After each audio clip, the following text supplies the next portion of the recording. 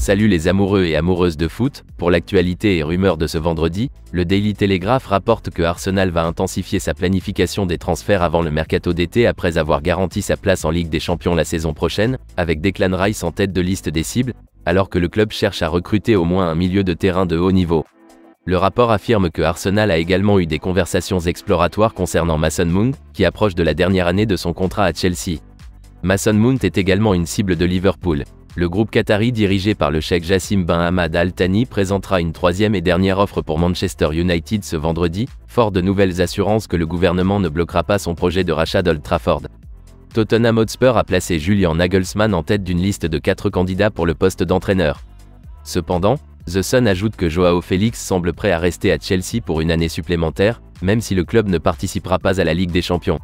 Selon le Sun, l'ancien défenseur de Manchester United Marcos Roro a lancé une attaque cinglante contre son ancien coéquipier Harry Maguire. David Moyes risque d'être inculpé par la Football Association après avoir accusé la VAR de manquer de respect à West Ham.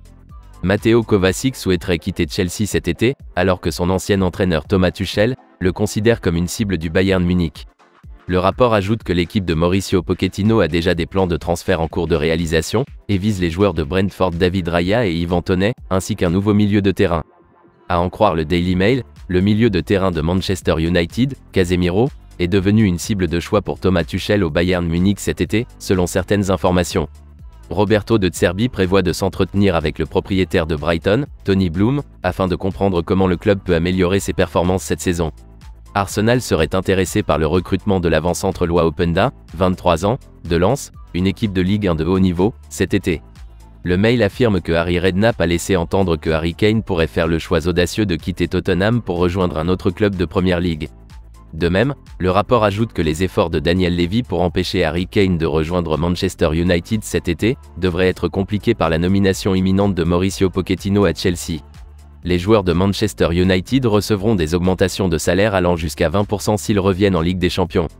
Les joueurs de Sheffield United se demandent si le club honorera les primes de promotion d'une valeur de 9 millions d'euros, après avoir assuré leur retour en Premier League.